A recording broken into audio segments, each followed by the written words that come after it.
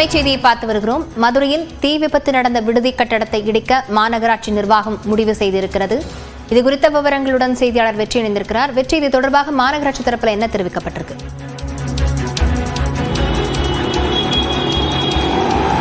லாவண்யா, இந்த ஹாஸ்டல் தீ விபத்து விவகாரத்தில் பல்வேறு முக்கிய தகவல்கள் வெளியாகி இருக்கின்றன. மாவட்ட நிர்வாகமும் மாநகராட்சி நிர்வாகமும் எந்தெந்த விஷயத்திலெல்லாம் அலட்சியமாக இருந்திருக்கிறார்கள் என்பது தொடர்பான புதிய தகவல்கள் கிடைக்கப்பட்டிருக்கின்றன.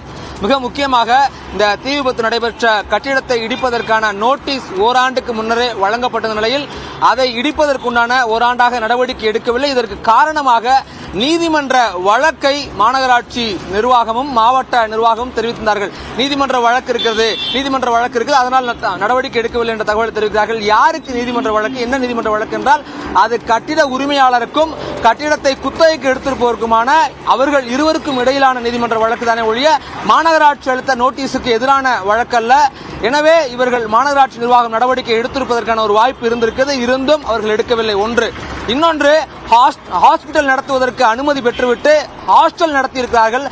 இப்படி ஹாஸ்டல் நடத்துவதற்கான அனுமதியை மாவட்ட சமூக நலத்துறை வழங்கியிருக்க வேண்டும். மாவட்ட சமூக நலத்துறை அனுமதி கொடுக்காமல் இவ்வளவு காலம் எப்படி இத்தனை ஆண்டுகள் ஒரு ஹாஸ்டல் நடந்திருக்கிறது என்பது தொடர்பான கவனிக்காமல் இருந்திருக்கிறார்கள். எனவே இதில் மாவட்ட சமூக நலத்துறையினுடைய பொறுப்பு இருக்கிறது, மாவட்ட நிர்வாகத்தினுடைய பொறுப்பு இருக்கிறது. இரண்டு பேரும் அவர்களுடைய கவனமின்மை இதில் ஒரு முக்கியமான காரணமாக எடுத்துக்கொள்ளலாம். மிக முக்கியமாக இன்னொரு முக்கியமான காரணம் என்றால் கட்டிட விவகாரத்தில் மொத்தமாக பார்க்கும்போது கட்டிட விவகாரத்தில் அவர்களை தடுப்பது தொடர்பான நடவடிக்கைகள் மாநகராட்சியும் ஹாஸ்டலை தடுப்பது தொடர்பான நடவடிக்கைகளில் மாவட்ட நிர்வாகம் அலட்சியமாக செயல்படுகிறார்கள். ஒன்று. இன்னொன்று, ஒருவேளை நீதிமன்ற வழக்கு நிலுவையில் இருந்தால் கூட ஹாஸ்டலில் புதிதாக சேரக்கூடிய மாணவிகள், புதிதாக சேரக்கூடிய பெண்களை தடுத்திருக்கலாம். இப்போது அண்மையில் போன மாசம் கூட ஆட்கள் சேர்ந்திருக்காங்க. ஒரு வருஷத்துக்குள்ள எவ்வளவோ பேர் புதுசா சேர்ந்திருக்காங்க. இப்ப 20க்கும் மேற்பட்ட புதிதாக சேர்ந்திருக்காங்க. அவங்க எல்லாரையும் சேராம தடுத்திருக்கலாம். அப்படி தடுத்திருந்தால் கூட அந்த விபத்தில் அவர்கள் உயிர் போகாமல் இருந்திருக்கும். அதை கூட செய்யாமல், அதை கூட செய்ய தவறி இருக்குது மாவட்ட நிர்வாகம், மாநகராட்சி ஆணையம், மாநகராட்சி நிர்வாகம்.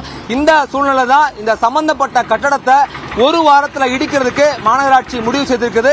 கரெக்டா ஒரு வாரத்தில் இடிக்க போறாங்க. அதுக்குள்ளாக மீண்டும் ஒரு முறை கட்டிட உரிமையாளருக்கு நோட்டீஸ் அனுப்புகிறார்கள். அந்த நோட்டீஸ் மீது அவர் நடவடிக்கை எடுக்காத பட்சத்தில் உறுதியாக ஒரு வாரத்தில் கட்டிடம் இடிக்கப்பட இருக்குது.